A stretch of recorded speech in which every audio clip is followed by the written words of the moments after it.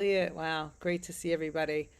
All right. I don't know how many of you were at services last night, but Rabbi Ingber talked about the Egla Arufa, the strange ritual of breaking the heifer's neck when they find a person that's been murdered and there's no knowledge of who did the crime. So we're going to get there in a minute. I'm giving you the source sheet. And Ari, if you could screen share the Blessing Over Torah study, that would be great. Oh, hi, Alina. Good morning. Shabbat Shalom. Good to see you.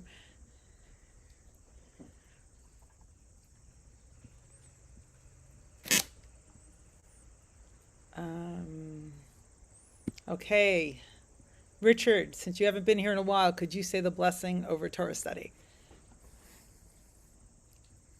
You can unmute yourselves. Okay, thank you. It's good to be back. Baruch atah Adonai Eloheinu melech haolam, asher kiddushanu b'mitzvotav v'tzivanu la'asok b'divrei Torah. Amen. Amen. As we step into this blessed and sacred space in which we soak in Torah and its truths. So, my kavanah for today is that we soak in these sacred texts and emerge with greater truth. And it's going to be a little bit like Torah boot camp today. We're going to do a bunch of texts, and with you, I want to discover the truth, if we can, of this very mysterious text. Because I'll tell you the truth, I stand mystified before it. I stand humble before its meanings, and I feel like it has great, powerful truths. But what often happens in this room is that through, or maybe always, through our collective wisdom, something deeper and greater emerges. So I can't wait. So I hope you're with me. We're going to do some. Okay, so what we're looking at today is the ritual, for those of you who weren't here at the very beginning, the ritual of breaking the heifer's neck upon finding a dead body, a halal. And we're going to get into what that word means, a halal. And not having, like, justice can't be done because we don't know who the murderer is. Okay, so it's a very mysterious ritual. And like, what in the world is going on there? So again, some of you heard Rabbi Ingber speak about it last night. But for those of you who didn't, we're going to do all the texts together. And before we get into Deuteronomy into the passage of our portion this week, we're going to do some background texts to learn what does blood and life mean in the Torah. Okay, so I'm going to do all the background texts with you. I'm going to open it up for discussion, and then we're going to jump into the passage from our portion about the heifer. Okay, I hope that's clear. And I'm about to screen share. Just a reminder, you can unmute yourselves, but please raise your hands either like this or in Zoom, and wait till you're called on so we don't have too chaotic a discussion. Okay. Let's see. Here we go. Everyone see it? Okay, I presume if you didn't, someone would tell me. Okay, so the first text, and again, we're thinking about what is blood guilt, what does it mean to take a life? So those are the questions on the table. And we go back to the famous story about Cain murdering his brother Abel out of jealousy, which sets the pattern, sets the trope for sibling rivalry in the Torah, right? It's like even before we move into the story of the Hebrews, of the Israelites, we get the human, deeply human pattern of sibling rivalry and violence and really tragic trope, right? We could say the tragic trope here. Okay, so here's the scene of the murder. We have the scene of the jealousy earlier. And good morning, Rabbi Ingber. So glad you could join us. We're about to jump into Cain and Abel and consider what does it mean to spill blood. So Cain said to his brother Abel, So this is a very confusing, we're starting with a very confusing verse, and I'll read it in Hebrew to help me translate it. Vayomer Cain el Hevel achiv. So Cain said to Hevel, his brother. And note that we already know that they're brothers, so it's interesting that we're told here that they're brothers to almost, intensify, enhance the tragic nature of these verses, right, of the scene. Vayihi b'hiyotam b'sadeh. And it was when they were in the field. Vayakam Cain el Hevel achiv vayahar gehu. And Cain rose up against his brother and killed him. But what we're not told in this verse, Vayomer Cain el Hevel, what did Cain say to Hevel? And Cain said to Hevel when they were in the field. But what did he say? We never find out, right? We never find out, which is such a wonderful midrashic invitation to figure out what did he say there. Okay, verse 9, the Lord said to Cain, where is your brother Abel? So another one of these questions from God where we presume God knows the answer, but God asks a question to call us to responsibility. Where is your brother Abel? Abel. Vayomer, and Cain said, Lo yadati. I don't know. I don't know. Hashomer achi anochi. Am I my brother's keeper? So already full of denial, deception, evasion, avoidance, fear of facing God. And already in 4 short chapters, we have 2 episodes of avoidance, right? Of the truth and avoidance of like facing God, right? Once Adam and Eve, Adam and Chava, eat from the tree of good and evil. Adam tries to blame his wife, and Chava, Eve, blames the snake. So again, we're like, in the realm of avoiding responsibility and accountability. Okay, verse 10. Vayomer, ma me asita, what did you do? God said, what did you do? Kol demei achicha tzoakim elai min adama. The voice of the blood of your brother calls out to me, or yells to me, screams to me from the earth. Okay, I think we're going to leave it at that. If you want, you can read the rest of the passage. But what I want to leave us with now is the power of blood, and the power of blood to call to us. Okay. Next passage for background. All right. Again, we're looking at the power of blood. Mike, I see your hand up. Do you want to say a very quick comment? Because I want to get through these background passages. But if it's a really quick comment and on point, be my guest. And you can unmute yourself.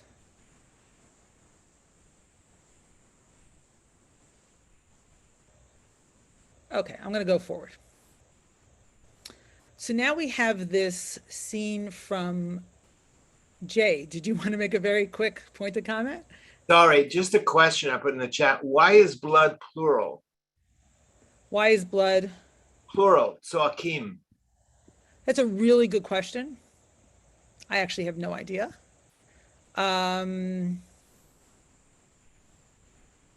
Ingber, do you want to comment on that? Do you have an idea?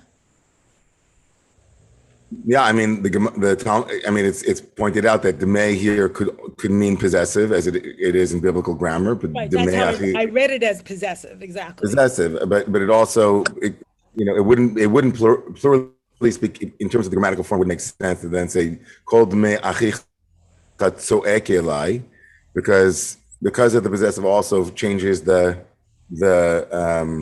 verb, but of course the rabbis picked up on it too, so it's a great pickup, and it means the blood that, in other words, the generational blood, the future blood, as it were, all that, there's no progeny, there's no future. So Akim really here is that as well. Right, that's really powerful. And other things, there's a lot of things, but it's a beautiful pickup because it's soek, it's screaming, for Midrash. All those unborn children are screaming, right? We didn't get to be born here.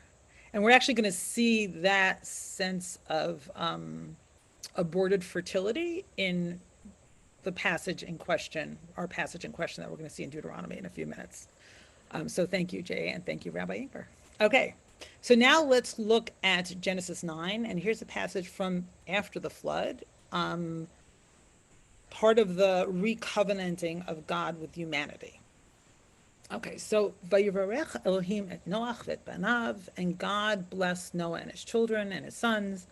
Vayomer lahem pru urvu umil'u et haaretz. So again, right, echoing from Genesis 2, I think it is. Be fruitful and multiply and fill the earth. Umora'achem v'chidchem yeh al kol chayat haaretz. Fear and dread of you shall be upon all the beasts of the earth, v'al of hashamayim, and upon all the birds of the sky, b'chol asher termos ha'adama, everything with which the earth is astir or which crawls on the ground, u'b'chol digei hayam, and all the fish of the sea, b'yedchem nitnu, they are given into your hands. Now, if this was a shiur, a lesson on environmentalism, we could really go deep into this. But what we're heading towards is the blood. So let's focus on that. Kol remes asher hu chai lachem yihyeh la'ochla. So every creature that lives shall be yours to eat, which is a departure from what happens in the Garden of Eden. The Garden of Eden, Adam and Chava, Adam and Eve are just vegetarians, right? Keyerek esev natati lachem et kol. As with everything that grows, all vegetables, everything green, I am also giving you animals to eat. Ach, but now let's pay attention. Ach basar b'nafsho damo lo tochelu. You must not, however, eat flesh with its lifeblood in it. So, that's pretty clear. You can't eat meat with the blood in it. V'ach et dimchem lenafshotechem edrosh miyad kol chaya edroshenu. Umiyad ha'adam miyad ish achiv edrosh et nefesh ha'adam. Okay, so that's a really powerful verse. But for your own lifeblood, I will require a reckoning, right? That word edrosh, which can mean I will seek or I will require. Of every beast, of man too, will I require a reckoning for human life, of every man for that of his fellow man. Okay, Vav 6. Shofech dam adam be'adam. Listen to that alliteration, that beautiful alliteration. Damo yishafech. Whoever sheds the blood of man, by man shall his blood be shed. Ki b'tselem Elohim asa et adam. And you hear, because in the image of God, human beings were created, but hear the alliteration or the resonance between adam, the word for a human being, and dam. Right? So blood and human being, Adam, dam. And again, shofech dam, Adam, ba'adam. So we see how close blood is to being human and how it represents our life. Va'atem. Okay, we can actually go on. Those are the relevant verses. Okay, so we're sitting with the blood here. We're sitting with the blood here and life and the mysterious connection between the two. Okay, so now a few verses from Leviticus 17 about what we can eat and what we cannot eat. Actually, Rabbi Ingber, would you mind reading and reading the Hebrew and the English?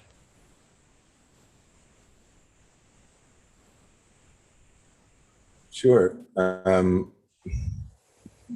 From Vayikra Yud Zayin?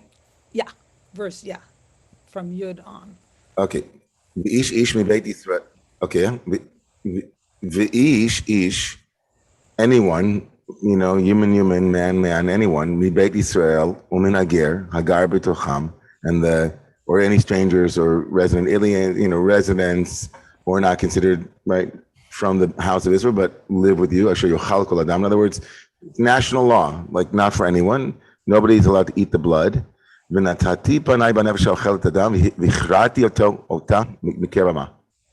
soul, that person, nefesh here means person, who eats the blood, is cut off.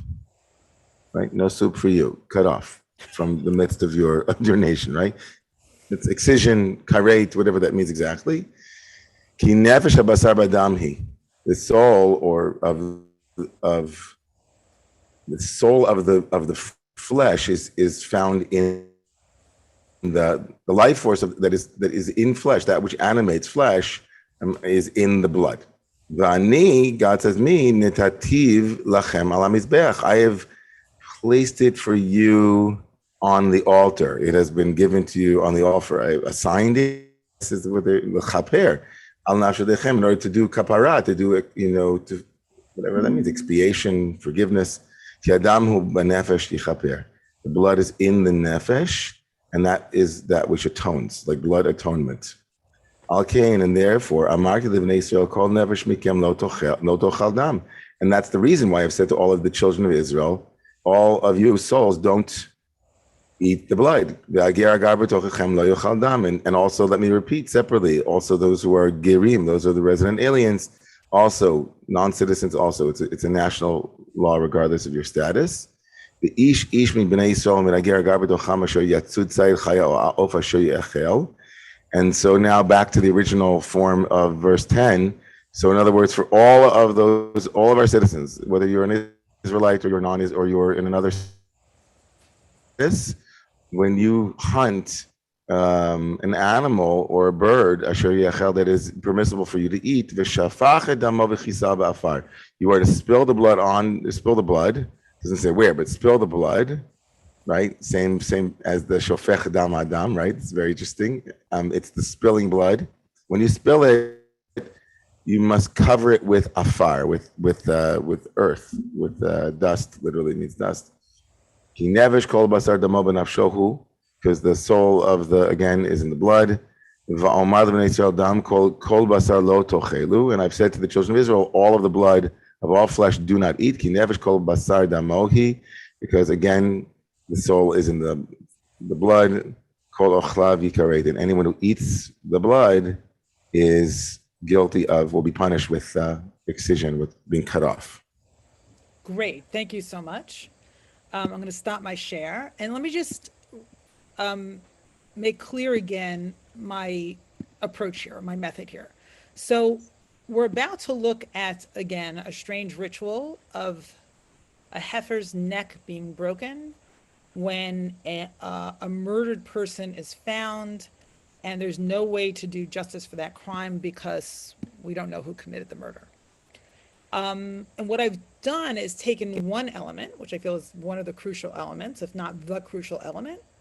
And what we're doing is exploring that element throughout Torah. I mean, obviously it would take us weeks to look at every occurrence of Dam, but here I wanted to look at a few crucial passages about blood. So what I want to ask you, I'm seeing I'm missing some good stuff in the chat. I'll try to catch up. What I want to do right now is ask you, and we're going to take 5 minutes to do this before we jump into our, central passage. 5 minutes to hear from you. What have you learned about blood in these passages? What are the truths that are emerging in this Zoom room? I'm glad that people are thinking and not rushing to raise their hands. Asher Chaim. Blood is the symbol of life that belongs to the Creator.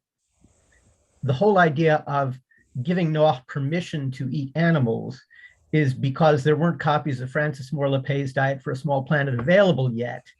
So as an interim, meat consumption is allowed as long as the blood, the life force, is respected. I read Leviticus 12 as a radical demand that any animal to be killed must be brought to the tent of meeting and its blood returned to God on the altar. Although it's an argument in the Talmud. So it really radically deters people from eating meat, quote, casually, just as separation for milk and meat. If I'm drinking milk in my coffee, I ain't eating fleischiks this morning. So reducing the number of animals killed because blood is life force.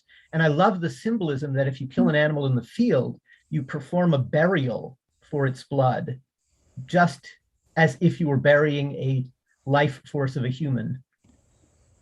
Great. And one could argue, which you basically just did, that all of kashrut is about all of the laws of being of kosher, of separation and distinction in our eating practices is about, respect for the life force. I don't know about all, but many of them, right? Respect for the life force that animals represent. So thank you, Asher Chaim. Okay, so I see, I'm going to go to Margot, so me, and then Joe. Shalom. Just a quick insight that came to me. It's not the beating of the heart which usually defines life, but it's the blood that's still there, even though the heart stops beating.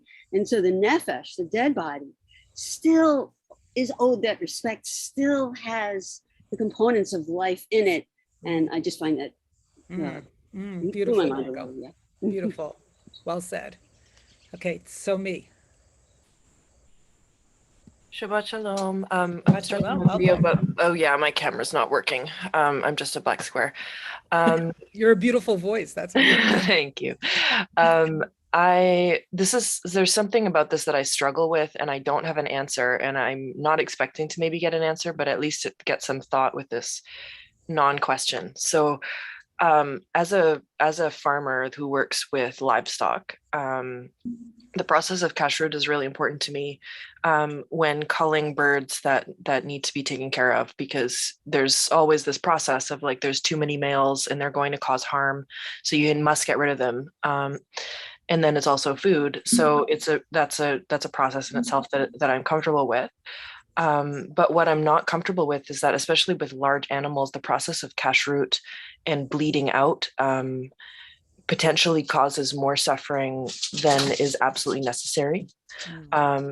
Especially now in this modern day, we have the ability to stun kill or like use a gun to do that first process, but then it means that the bleeding out of several minutes of an animal, knowing that they're dying and slowly losing that lifeblood,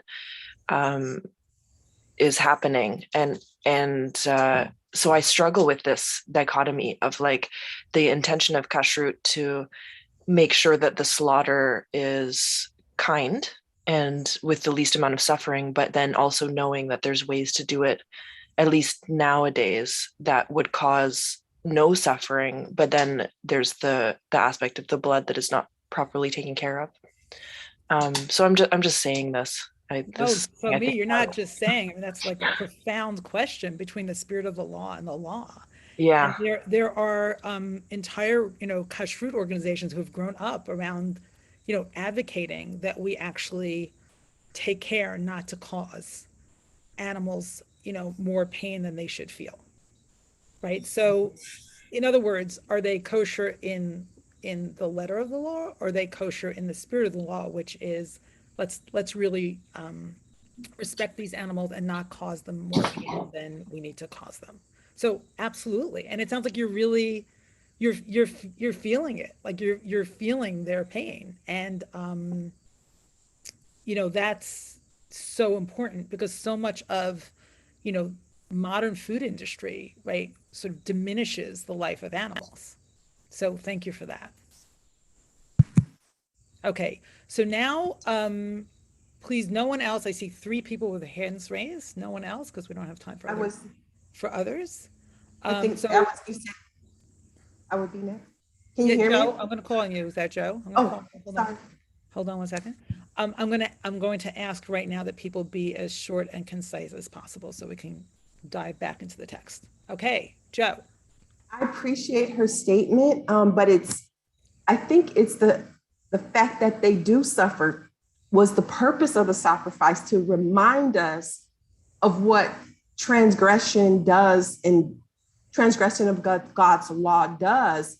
It causes suffering and pain. And that's Joe, there are 2 different things here. One is sacrificing animals in the Torah and in the Beit HaMikdash, in the temple, and then there's kashrut and what we eat, and the 2 are different.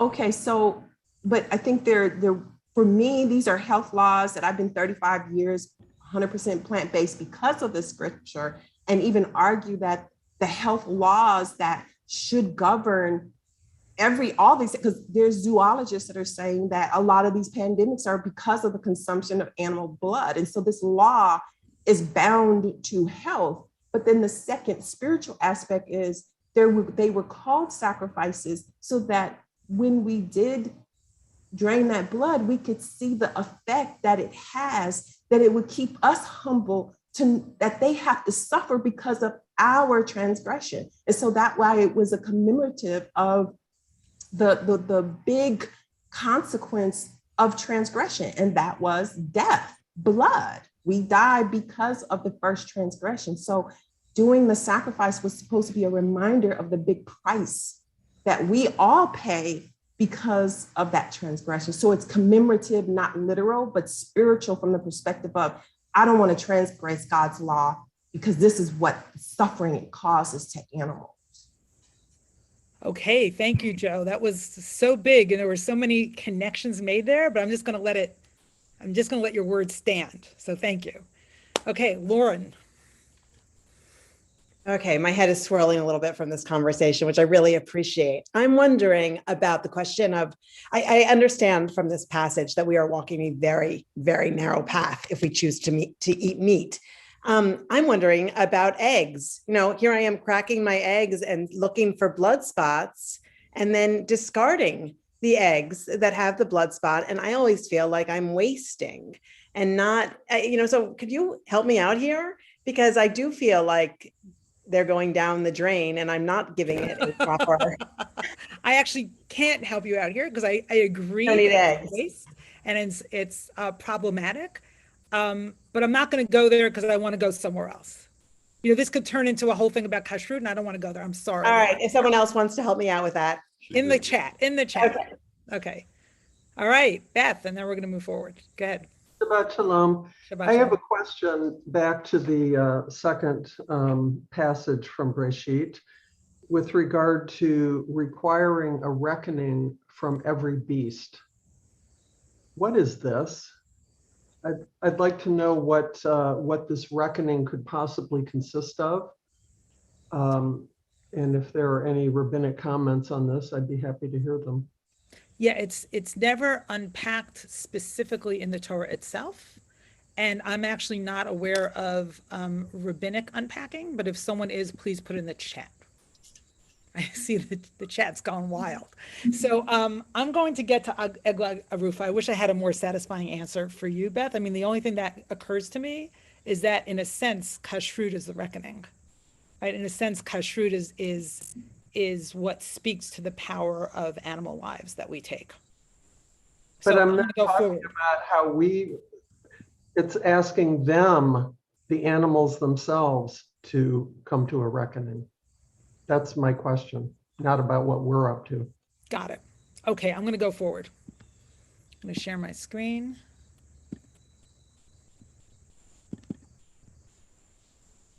Okay, Egla Arufa. The ritual of the breaking the neck of the heifer. Okay. All right, there's so much here. Ki matzeh halal ba'adama. So, ba'adama asher Adonai Elohecha natan lecha l'rishta nofel basadeh. So if you find a corpse, and halal is a really interesting word because it means something that is pierced or to profane or to slay. Actually, I'm going to stop right there for a second. Sorry that I'm stopping in the middle of a verse. And look at the biblical dictionary, Brown Driver Briggs, and see here's one of Brown BDB's definitions: pierced, especially to death, figuratively polluted, or killed, profane, slain, deadly wounded. But I also want to say that it's related to the concept of chilul Hashem, right? The profaning of God's name. And we could also look at as the piercing of God's name or the emptying of God's name of the supreme power that it has. Right? So it's a very complicated word. So there's some sense that when we kill somebody, we are profaning. We're not only emptying them of their lives. Okay, so ki matzeh chalal ba'adama. Okay, again. So if we find a halal, a corpse in the earth that God has given us, God our Lord has given us for our inheritance or to possess, fallen in the field, lo noda mi hikahu. The person that was the killer, we don't know who that is. Okay, so what happens? What do you do when that happens, right? Vayatzu zikenecha v'shoftecha, and your elders and your judges will come out, and they do something really interesting. Umadadu el ha'arim asher svivot hachalal, and measure the distances from the corpse to the nearby towns. So here it happens, in the field, and it's not clear, is the field part of this town or part of that town? So who's the closest, right, to this field where you find the corpse? And, we have to literally locate the crime. If you can't locate the crime, no one could take responsibility, right? It's kind of hefker. There's no taking responsibility. So location is really crucial. V'haya ha'ir hakrova el hachalal, and the town that's closest to the corpse, or close to the corpse, v'lachu ziknei ha'ir, so the elders in the town closest to the corpse, sorry, I'm getting my syntax a little confused here. V'lachu ziknei ha'ir hahi eglatz bakar, and the elders of the town closest to the corpse take a heifer, right, a young female calf, asher lo ubad ba, which has never been worked, asher lo mashcha be'ol, which is never pulled in a yoke. So a young calf that has never been, so to speak, sullied by work, right? Who's like completely innocent, or untouched in some way. V'horidu ziknei ha'ir hahi. Okay, Jay, can you wait, or do you have a quick question that's extremely pointed again? Wait? Okay, great. V'horidu ziknei ha'ir hahi et ha'egla el nachal eitan, asher lo ya'aved bo v'lo yizareah. So the elders of the town shall bring the heifer down to an ever-flowing wadi, or maybe it's a river, it's not totally clear, which is not tilled or sown. So the elders bring the heifer that has never been worked to a place that's, unsown, which is wild. And there in that wadi, the arfu sham et ha'agla banachal, and there in that wadi, or in that river, they break the neck of the heifer. Okay, so that's interesting. So one of the essays I read about this, and I have some essays below that I've included as sources for you, talked about breaking the neck of a heifer is a bloodless act, right? You can kill somebody, or I'm sorry, not somebody, a creature, by breaking their neck and not let any blood. V'nigshu hakohanim. Okay, so until now we only saw the elders, but now the priests approach. V'nigshu hakohanim b'nei Levi, the sons of Levi, kivam v'char Adonai, because God chose them. Adonai Elohecha, lisharto, to serve, u'lirarech, and to bless, b'shem Adonai, in the name of God. Ve'al pihem yiyeh kol riv v'kol naga, and by their mouths, every fight or every assault is negotiated or is adjudicated. V'chol ziknei ha'ir hahi hakrovim el hachalal. Then all the elders of the town nearest to the corpse, yirchatzu et yedehem al ha'egla rufa banachal. Wash their hands over the heifer, shall wash their hands over the heifer, whose neck was broken in the wadi. Okay, so now we have this strange declaration, and not always clear who said what. Okay, Ve'anu, Ve'amru. I'm just getting stuck now. I didn't notice this before. And they respond, who they're responding to, Ve'anu. And then they say, Yadenu lo shafchu et adam hazeh. Our hands did not spill this blood. The einenu lo ra'u, and our eyes did not see. Kaper la'amcha Yisrael, asher padita Adonai, v'al titen dam naki. So absolve or atone, God, your people Israel, whom you redeemed. Do not let guilt for the blood of the innocent remain among your people Israel. V'nechaper lahem hadam, and they will be absolved of blood guilt. Va'ata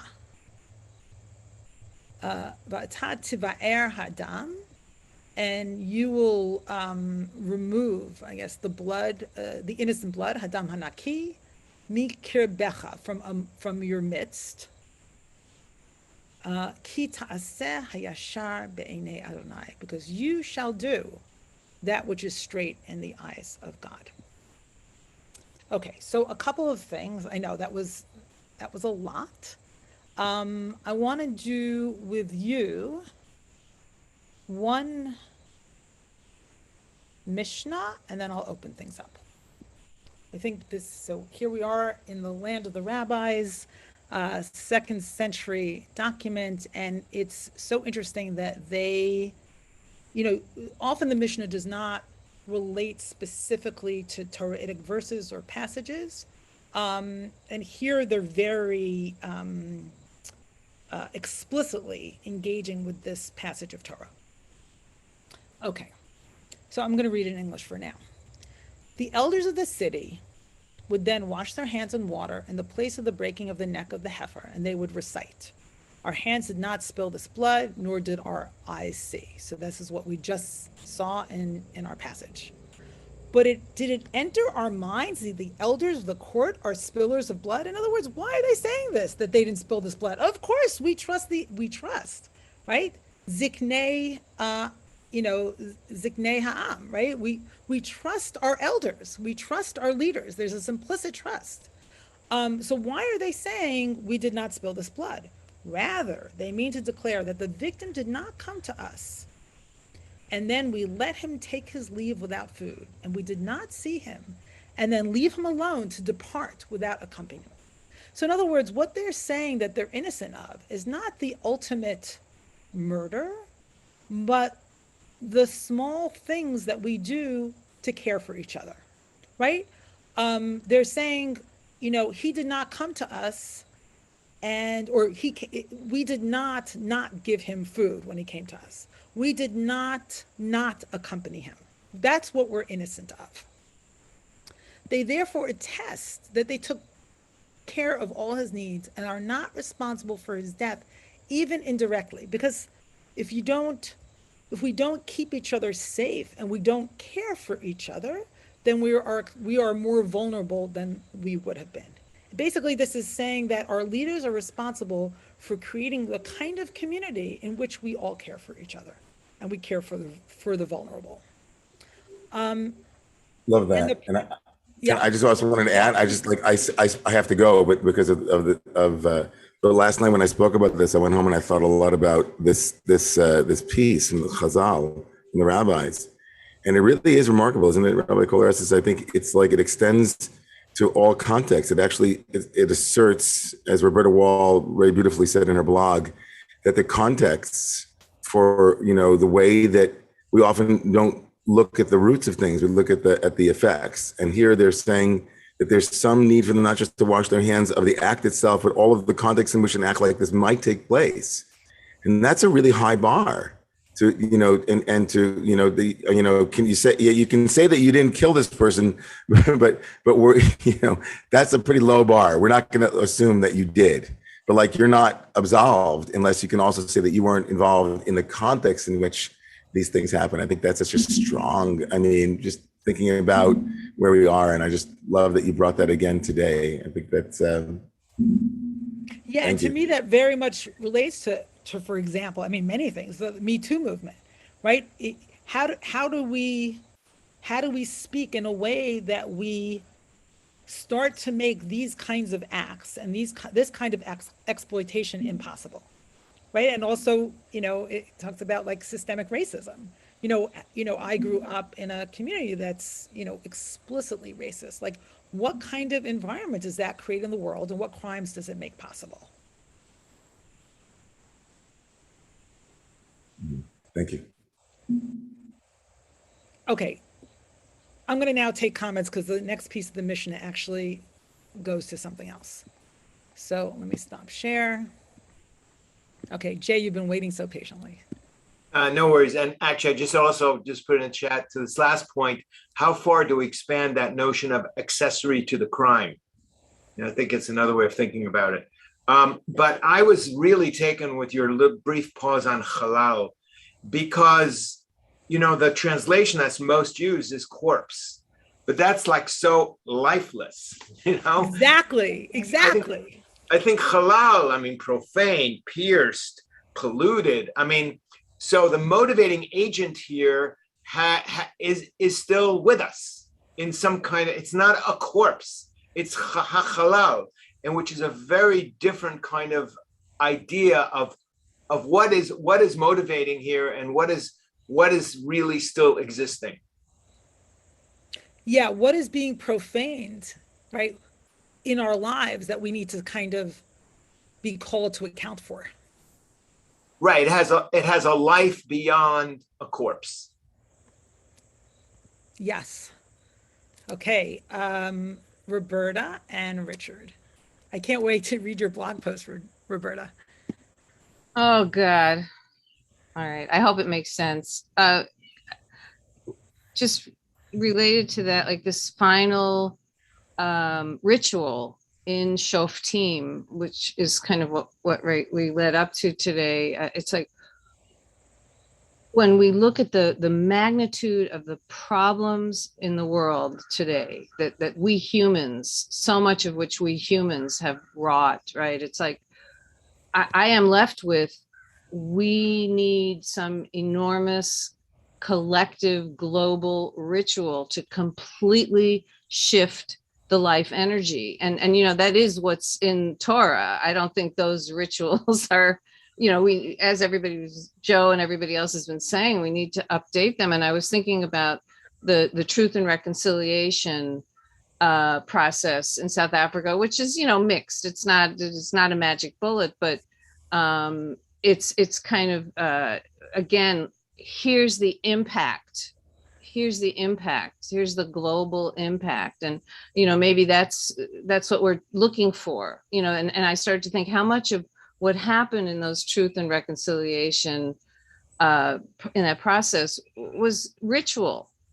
Actually. Yeah. Roberta, I think that's so powerful. And I'll tell you what you're making me think. Like when you say huge global ritual, maybe, but for some reason it leads me to the thought that all expiation is local.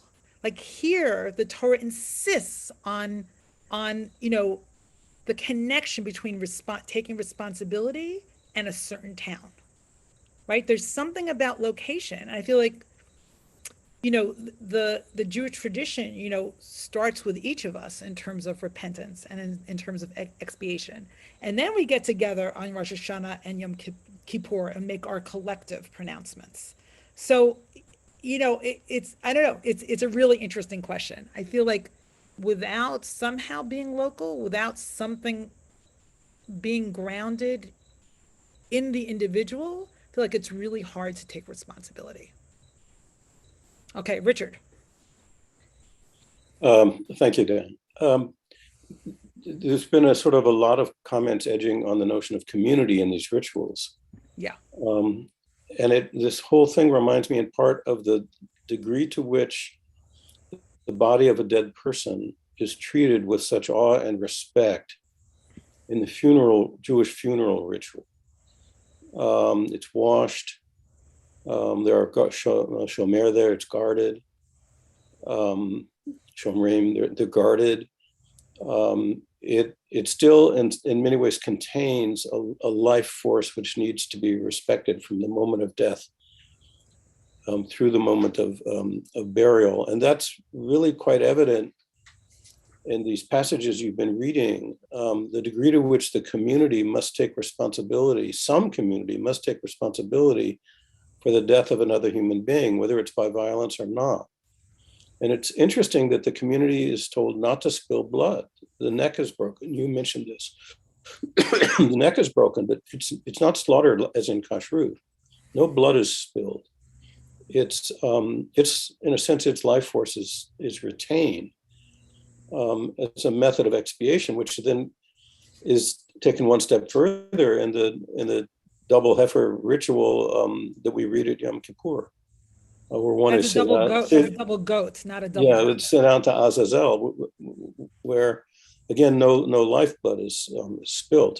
It's a very mysterious, equally mysterious ritual. Yeah. And the elders break the neck, but the priests do the sort of odd statement, discourse, blessing, whatever it might be that you read to us, or David read to us. So it's all parts, at least senior parts of the community, have to participate in coping with the death of a person within the boundary lines of a community. It's a town, and it's measured because someone has to take responsibility. Some community, not some person, some community must take a level of responsibility for the death of another human being, regardless of whether we know the cause or not. You simply must take responsibility. And there's a sense of radical responsibility, at least in the for taking care of that person. Yeah. What kind of culture did we create here that made this crime possible? Right. That's a well, big it's not just question. the culture. I'm thinking just of the body itself. It needs to be treated with respect and awe, and someone has to do that. It's not just the nature of the nature you're talking about. It's the responsibility of a community for handling of a person from birth through the moment of burial, and the responsibility of the community to make sure that happens appropriately. Yeah, one of the understandings of this passage is that it's a reenactment of the murder. And why does the murder need to be reenacted? To make it real, right? To make the shedding of blood absolutely real and inescapable. And there are now witnesses to that murder, even though we didn't have witnesses in the real murder, right? Well, is it clear that the body found in the unknown spot was killed? Yes. I mean, people die in the desert too. Well, no, there's an assumption of a murder here. There's an assumption yes, Richard, but in the Torah is assuming, you may not be assuming, but the Torah is assuming it was a murder and that justice needs to be done. But what would happen if we just found a body of a wandering person? Well, that's a different question. We're not on that question. I know, but wouldn't we treat it the same? Wouldn't we do it the same way if we don't know the cause of death, whether it was violent? I don't know. I'm not going to address that because I don't know. I want to stick to this. Okay, fair enough. Thank you. Thank you. Okay, anyone who has a question who has not yet spoken? Alina. I don't know whether it relates right now, but last night David in the sermon said something that really stuck with me. It's not the way he defined the body. It was like a place where nothing grows. And I thought what he said was, if you